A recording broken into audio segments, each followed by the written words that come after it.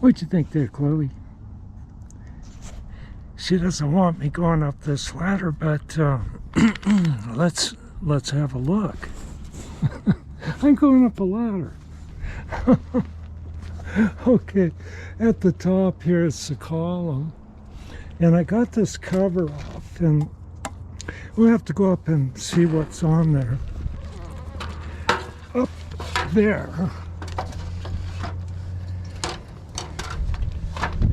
And I've got some degreaser cleaner here to clean this. Now, this outer part here is the column, and it rotates on the post. Excuse me, I'm still hoarse. And the slip rings here, these are called slip rings. And here's the brushes. And this transfers the three-phase from the base of the machine to the motor and other controls. So this is a mess, and it's not adjusted right. You can see the brushes aren't sitting correctly on the slip rings, and this is like stuck. So I'll take and spray this and start cleaning it up.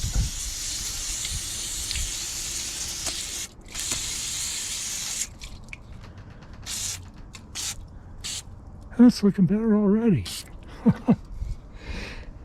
This had wasp nests in it. Okay, the other alternative from running power from the base is from the top, and there's the top cap, and there's a ball bearing there. So when you hook up your electrical from the top, it's not twisting the cable. And what I'm going to do is I'm going to knock out this ball bearing here and just turn a piece of aluminum and cap that off, because water's gotten in there and wasp had before. But I think that's going to be okay, and just initially getting started. Now, I haven't pulled this cover off because the weather's threatening. It takes me a while to get that cover off,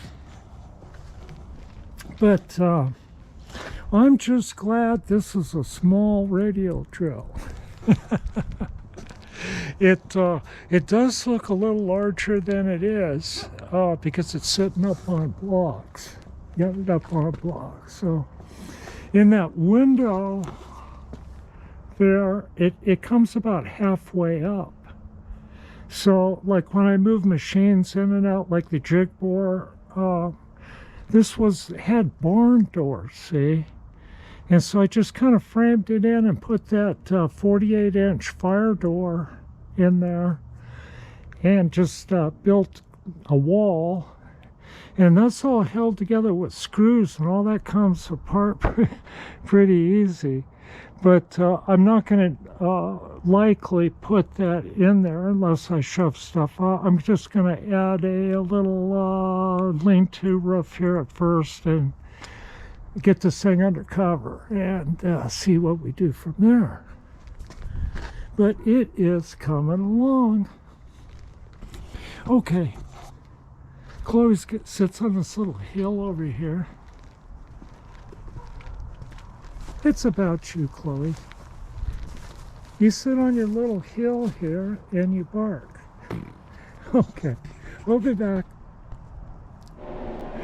Okay, my oil can's empty, and at one time I did a lot of film photography and darkroom work, and I learned to pour liquids without a funnel. And let's see if I still have the knack. We have a 2-quart canning jar full of AW68 hydraulic circulating oil. And we have a goldenrod oil can. And let's see if how good I can do it. I'm probably gonna flub it. Well,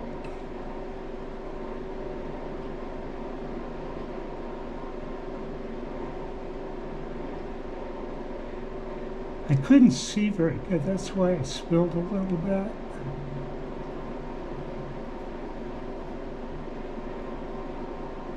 I think I had too much coffee too. Come on. And there we are. Nice and quick, not too much of a mess.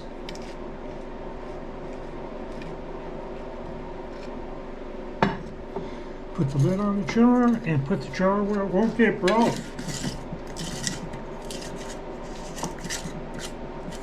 Okay, that's how I do it. Too cold outside to work on the drill press out there. Now keep in mind that drill press sat naked in the weather for at least 3 years in a scrapyard. I'll keep putting pictures of what it looked like when I first put it in the driveway. But anyway, there's a lot to button up on it, and at one time it was powered from the top of the column, and this is the cap for the top. And the column rotates, so this cap rotates with the column. So they have this bearing mounted here and a cap that holds it down, and you hook your electrical connection to this bearing, and as the column rotates, this stays, it keeps your cable from twisting and stationary to the base of the machine, because this goes right to the post that column rotates on. So what I'm going to do is I got scrap here, and I happen to 1.850 is the size of this. Maybe it's a freeze plug, I don't know. But I'm just going to turn a piece of aluminum cap that off, and cap those two holes there off. Okay, I'll get something in the lathe and do that. Hope you're all doing well today. Yeah, just going to make that simple cap, and here's a piece of scrap in here to do it. I'm going to trim it a little bit and then cut it off. It's going to be a pretty thin piece. And I got my cutoff set up here, and I thought I'd show it to you. It's kind of unique to KDK. Now, I set the height using these old height gauges. And if you looked at this one's been used so much in industry before me that there's not very much left of this part here.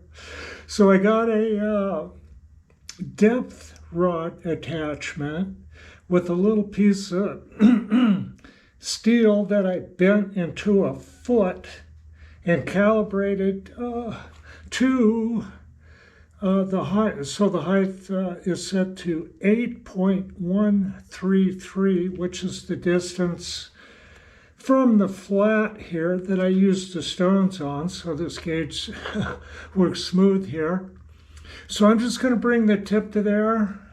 And I got a little bit of tension on there, and this is how you adjust these. You could just turn a set screw here, and I'm just going to bring it right there. That's it, I believe. That's it. And it's set. Okay, I'll set this gauge over here so I don't knock it down. Now, this is pretty cool. So here I have an insert modern carbide blade. And here's the high-speed steel one that I ground. And I just cut some really nasty metals that I trashed one of these inserts on immediately. And I go, man, I'm going to use the high-speed in it. And I made some spacers out of some real bad metal that was good for nothing else. So that's the one I ground, and I had to retouch it up with a stone. So I can start out with this one, but to finally part it out, I need more depth than I ground. So we'll get going with that. The cross slide on this Axelson is about as wide as the bed, or every bit as wide as the bed on that hard inch out there I'm selling, which is a great machine, by the way. But the cross slide is as wide as a hard inch. And consequently, the top of the top slide here, the compound rest, is extra wide. And I can show you how I take advantage of that with the KDK. I learned this quite some time ago, and with large lathes in general. And I think it was an American that had one of these on it, and he had to juggle it around a little bit, but it didn't have as wide as a top slide.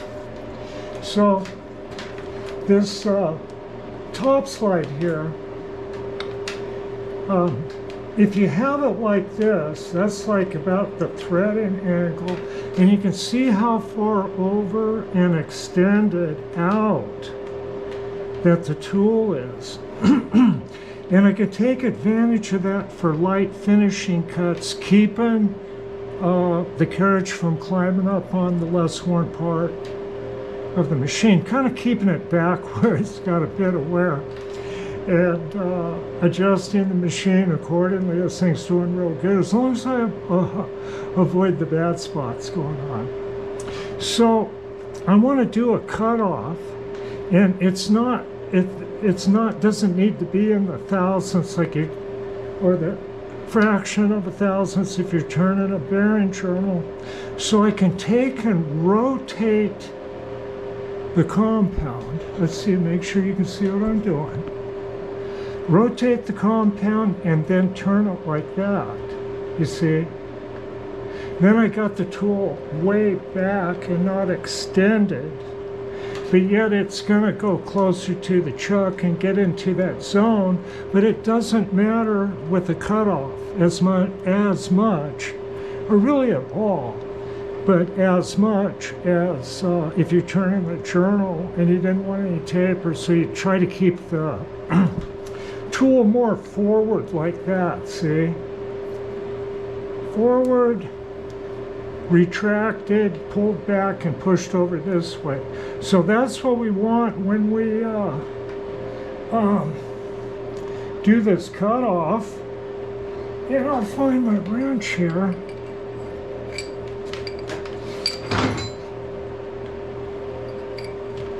Billings.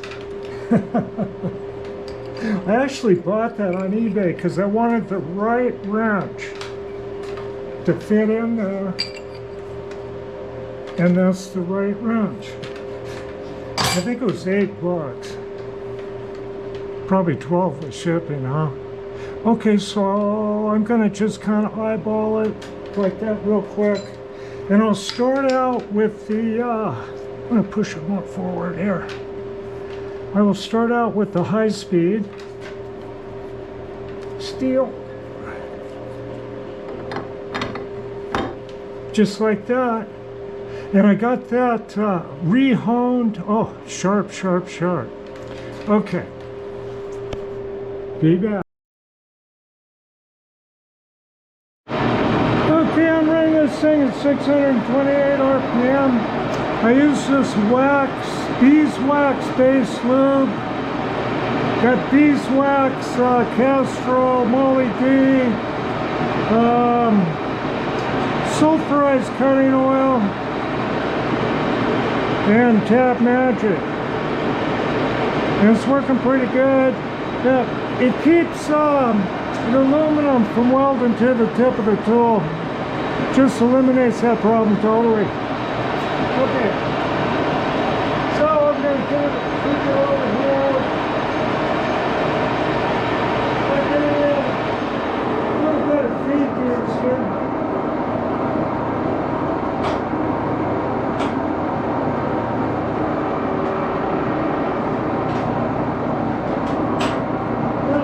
shifted sometimes.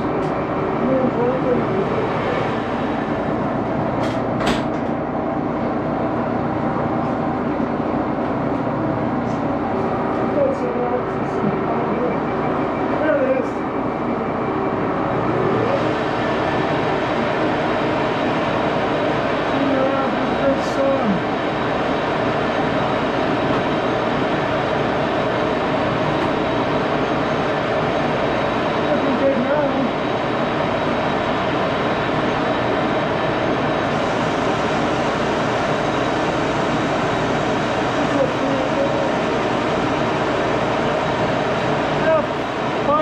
Speed there.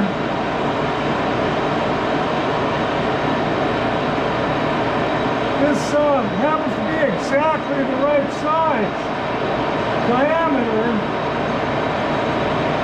so I'm going to leave a little bit of that gravel in there.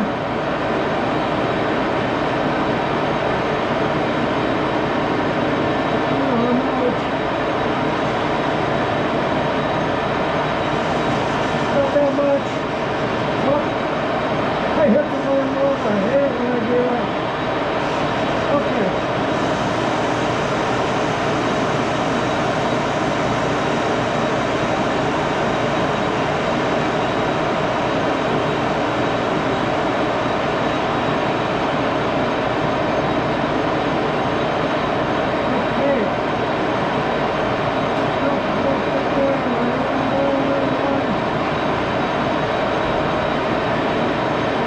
I think that's going to be good.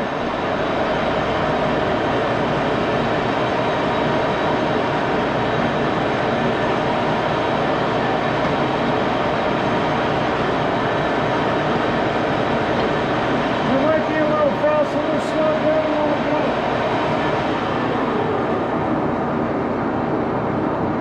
We'll go 473.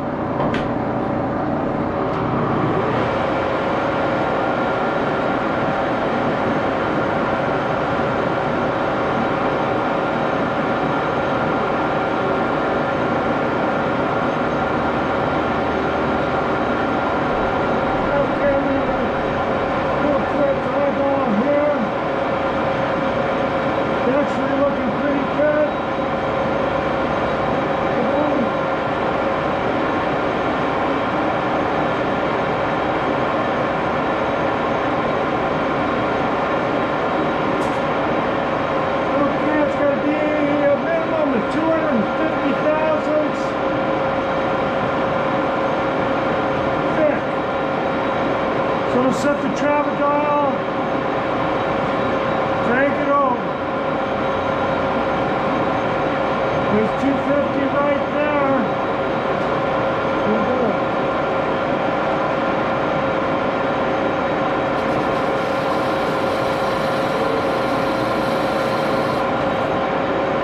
Okay, I'm digging it in by hand. I still might be going a little fast.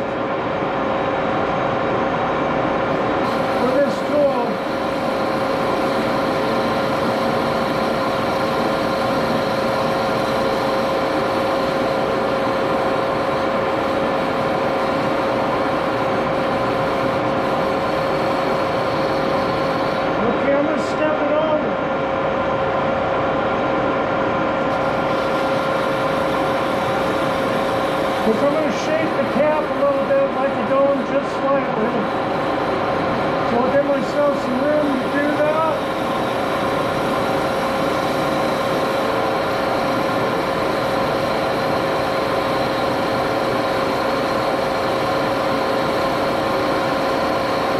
Cover a little bit.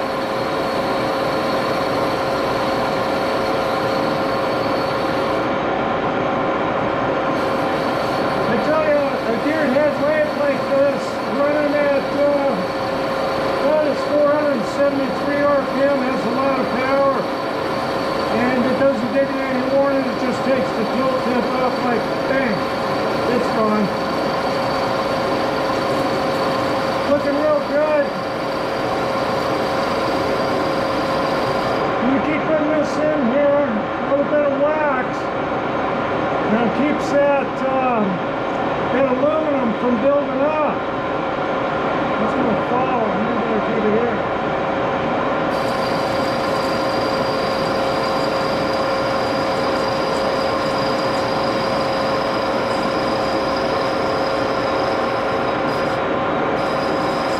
kind of cold and rainy outside, but it doesn't mean I can't get some done on that drill press.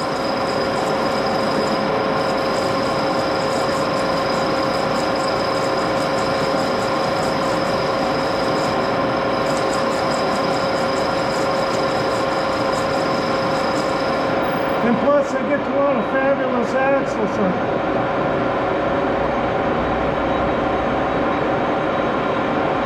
Getting closer, taking my time.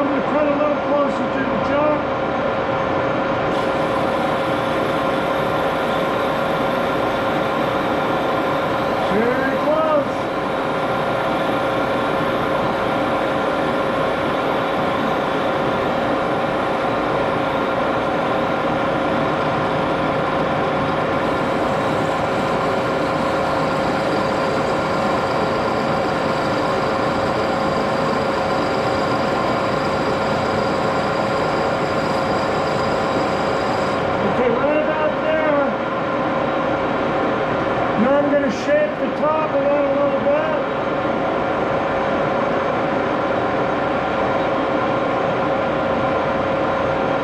Like working an Etch-a-Sketch, turning both angles, huh? Remember the Etch-a-Sketch?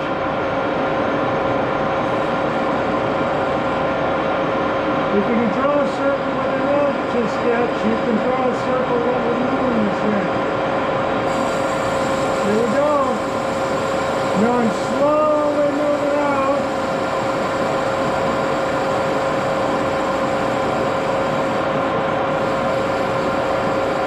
It's not going to look perfect, but I think it'll look okay.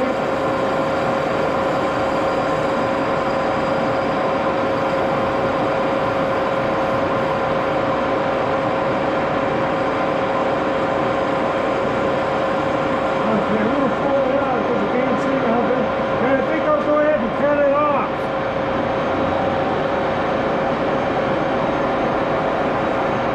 I'm going to get that stuff out of there.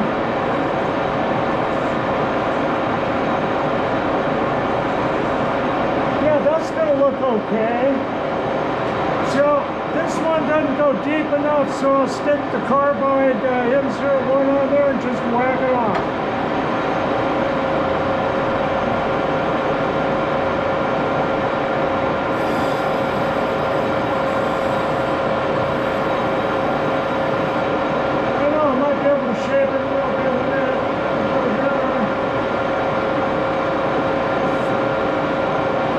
Show me here, maybe you can see. Hang on.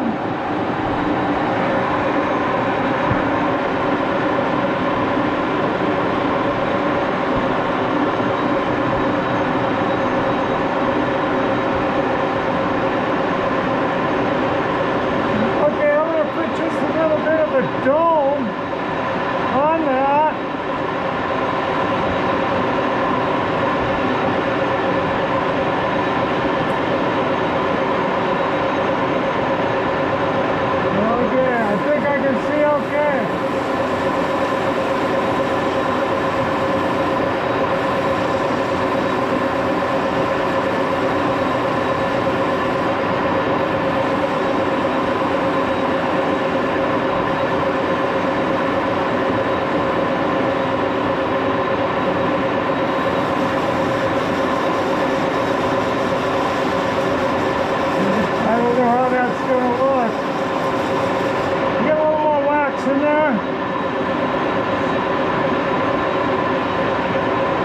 Yeah, we slowed it down to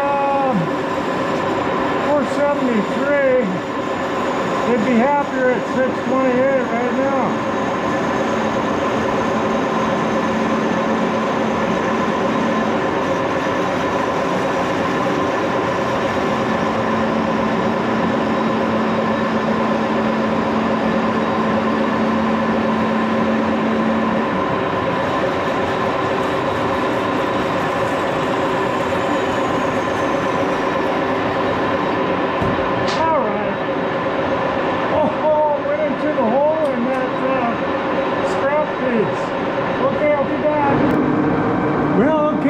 Here's the part.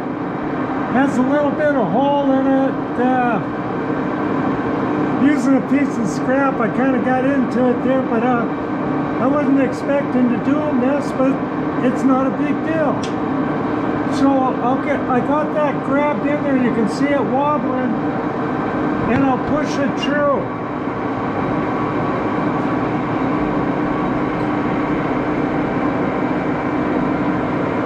Get back here. I have to keep moving this. It's on the carriage. Yeah, get it back. Yeah, I think you can see okay. Now I'm just going to push that through. With that ball bearing on the end of that piece of metal.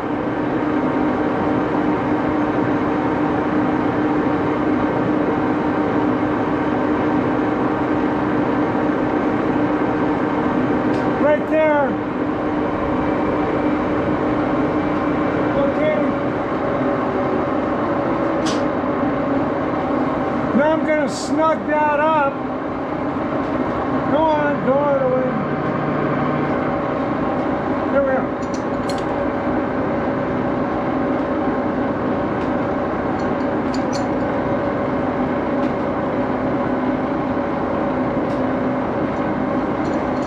You know, aluminum's a little bit abrasive. And when it's working hydraulics and doing a lot of aluminum pistons, putting them in and out, pushing stuff through, whatever, causes a bit of wear on the jaws, and that's why I regrind them. And I think this is doing pretty good. We'll see how it looks. I'm going to speed it up. I'm going to go ahead and touch it one more time.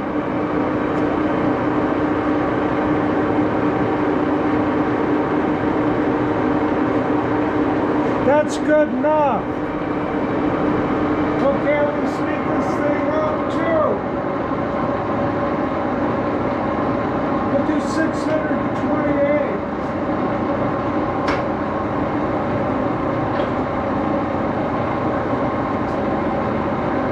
And that's it.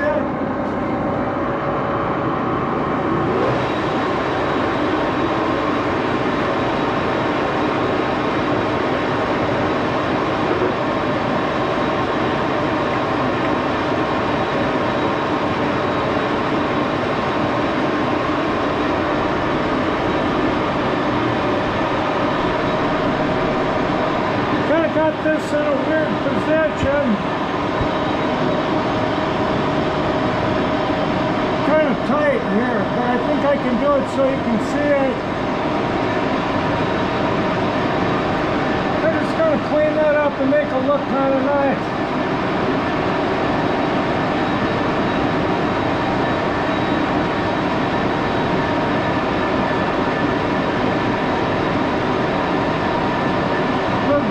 On there.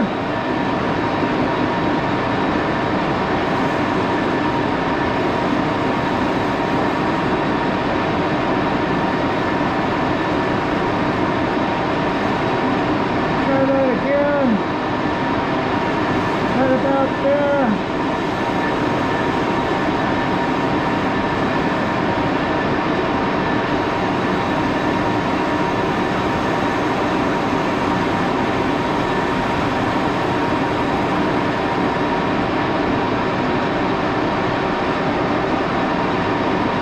I guess I'm going to have a little bit of a dimple in there no matter what I do.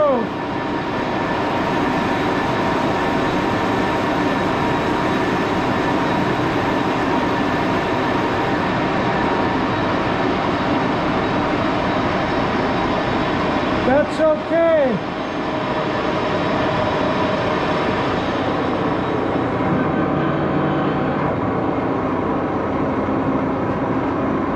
Where's that ram shaft? Right here. Okay.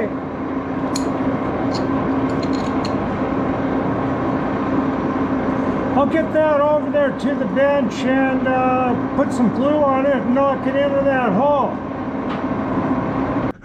I knocked the camera loose pounding on this.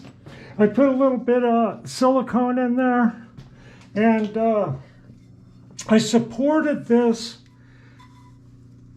from the inside instead of just laying this flange down, because you can break stuff that way. So if you got to drive something in like this, I just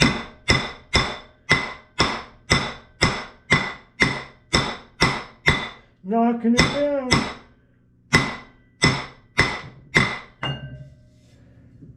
And that's good. That'll keep water out of there. I don't think I'm going to get any more done on the radial drill today because of the clouds and little mini cloud bursts and stuff. So at least I got one thing done today. Okay. I hope you guys get something done in your shop today too. Okay, bye-bye.